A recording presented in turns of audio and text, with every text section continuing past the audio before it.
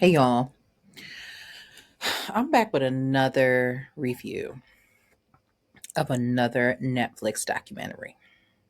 This one is about JonBenét. Now, let me tell you something. Netflix is doing something because Netflix knows how old I am, okay? So, Netflix knows that I was around when all these different things were happening with all the documentaries that I have reviewed thus far, but I still can't really remember the outcome.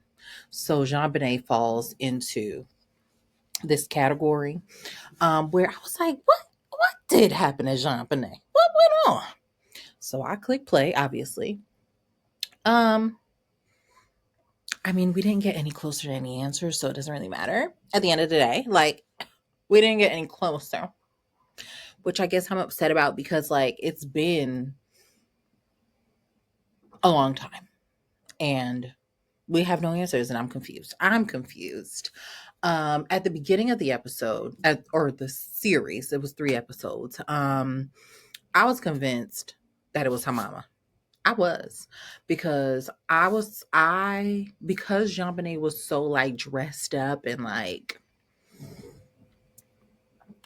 she was like her mom's doll. I was like, oh, maybe her mom did it. Maybe her mom did it. And I'm not gonna get too graphic in this because y'all can go watch it or read about how she passed. But long story short, it was Christmas of I believe 95. So I was 4. I was 5. I was 5. It was Christmas time and everybody went to bed in a 6,000 square foot house. I'm not judging the Ramsey, John Benet Ramsey. I'm not judging them for the size of their house or their money. You know what I'm saying? I just feel like that's a lot of room. I was like, how much? 6,000 square feet. So the parents' room was like at the top of the house. Excuse me. Was at the top of the house. And Jean Benet's room was clear across the field. You know what I'm saying? And I was like, oh, so y'all wouldn't even know if she had tumbled out of bed, even because how would you hear her in this big old house? Cool. So they get up the next morning. Uh, the mom goes downstairs, I believe, and sees a letter on the step directed towards her husband saying that they need a very specific like number of money, like a large lump sum of money. It was like $118,000, and I was like, why not 120? But whatever. So 118,000, and they wanted that like by the next day or something. So then the police were called and they were waiting for a call from whoever these people were that took the baby, and they never called. So then I was confused because then the police didn't ever really treat the house like a crime scene. So they just let the Ramseys like live in the house still. Like the people were still living there. And I thought that was odd. Mm. So then the next time the police come over, they're like, you know what? Let's just look around a little bit and see like what's going on in the house. And the father goes downstairs and sees a window. Oh, I thought I fixed that window. The window should be fixed, but it was cracked open. It was open and it was broken. And there was a suitcase underneath the window as if somebody used it as a step to get inside, outside. You know what I'm saying? Then we pan over. I don't know which way the baby was, but then Jean Bonnet was there. That's all I have to say on that. But she was not with us anymore. Okay. So she's no longer missing, but now we got to figure out what happened to the baby.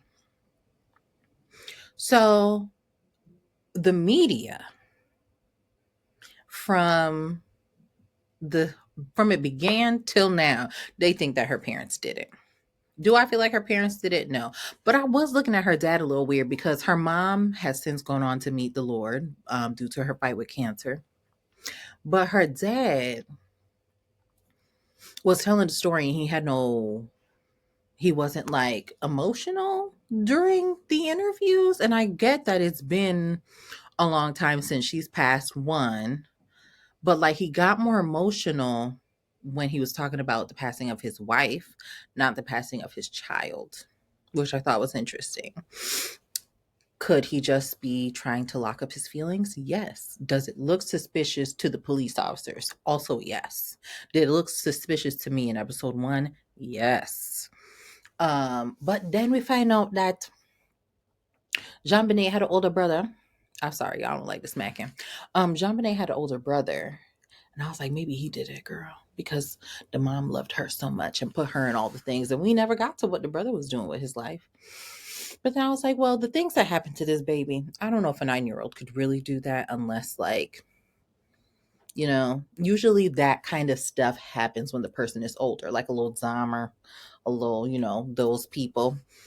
The type of things that were done to the baby come later on for somebody like that. So also the age didn't make sense for that kind of activity for a 9-year-old. You know what I'm saying? So then the brother was out. Boom.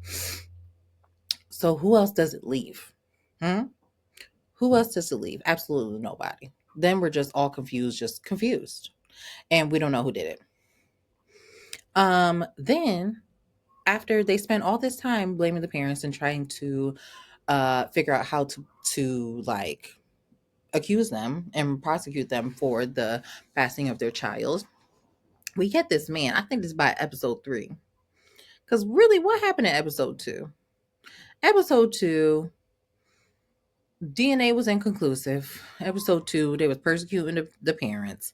Episode 2, they were wasting time. The police and the lawyers and everybody was just wasting time.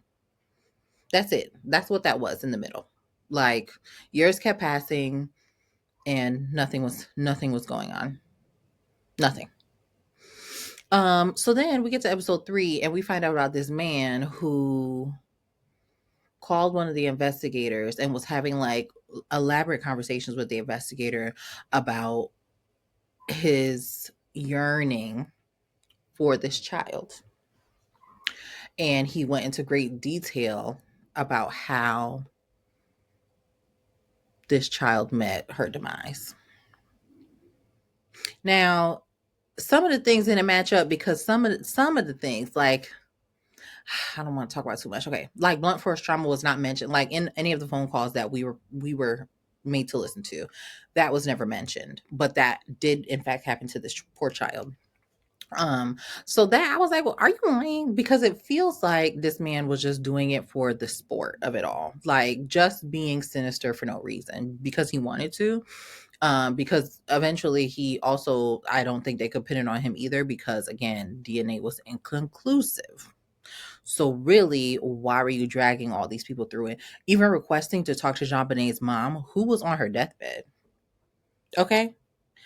Requesting to talk to JonBenét's mom and never called. He never called, even though they all set it up. The police were in on it and everything. He never called. So you made everybody prepare for what? Again, I just feel like you was doing it because you wanted to. That's all. Now, again, do I have news? No, there's no developments in the case.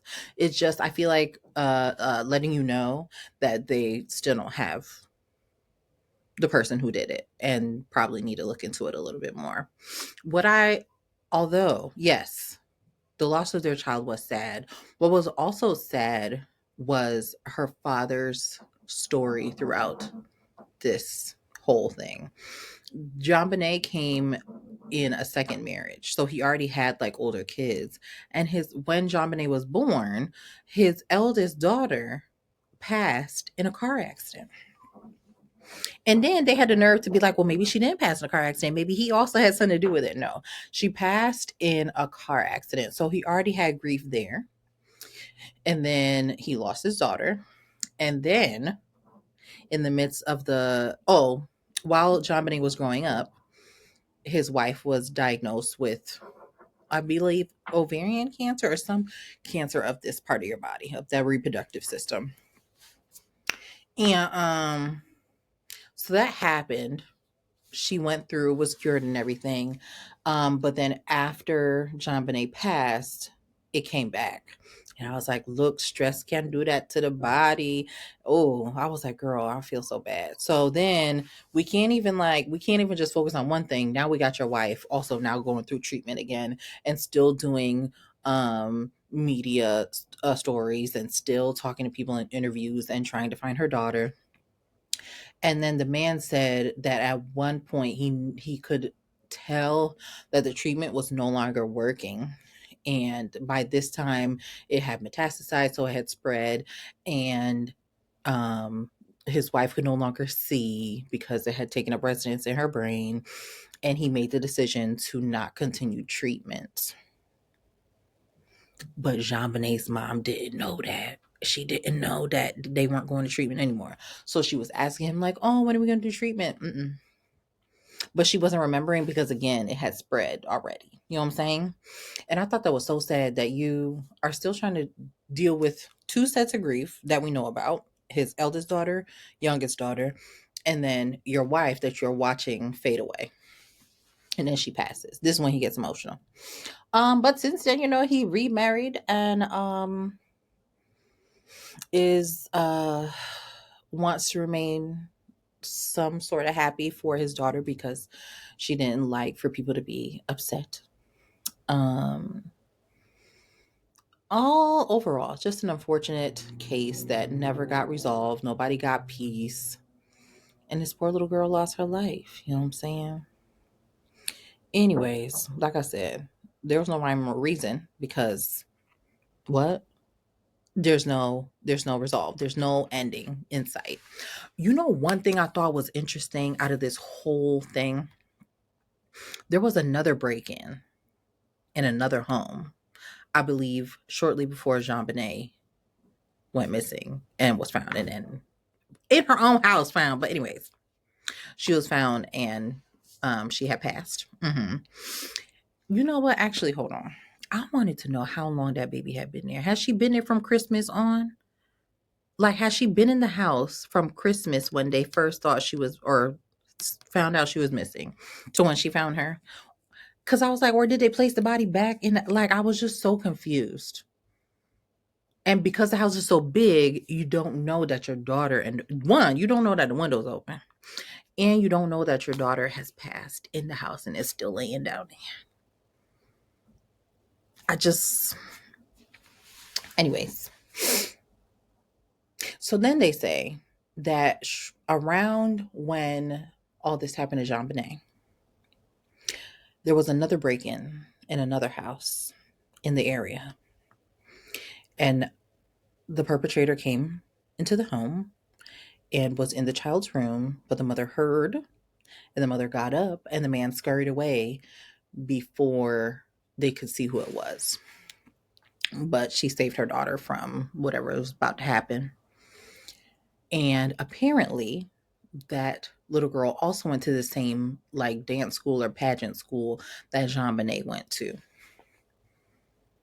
And I was like, why nobody ever look into what was happening? Like, why didn't we ever, after that was said, that was it. It wasn't like, oh, and the police followed up on this. They didn't.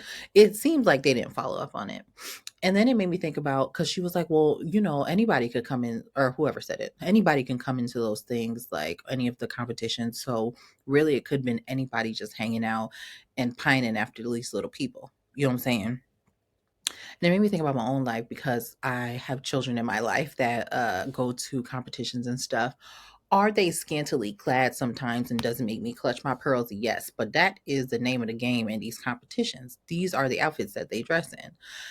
And really, anybody off the street can walk in. There's nobody to be like, hey, do you have a child in this thing? Like, who are you here to see? No. Anybody could walk in and watch. And I do think about that sometimes, how like weird it is that you could just pop in if you want to and see. Um, so really, since 95 till now, that hasn't really changed. Anybody off the street can walk in, and kind of just be lurking and plotting and scheming on your baby. You know what I'm saying? Which is uncomfortable. Really, that was my only takeaway. That, and don't get a big house. Am I making a joke out of it? Yes. But honestly, and something else happened the other day too, where I was like, you need to do monthly check ins with your house just to make sure it's okay. All nooks and crannies are covered. Nothing's falling apart. No windows are broken. No suitcases are out of place. You know what I'm saying? But, it's a sad, sad case.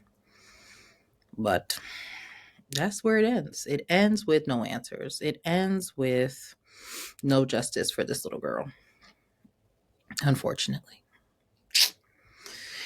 See you in the next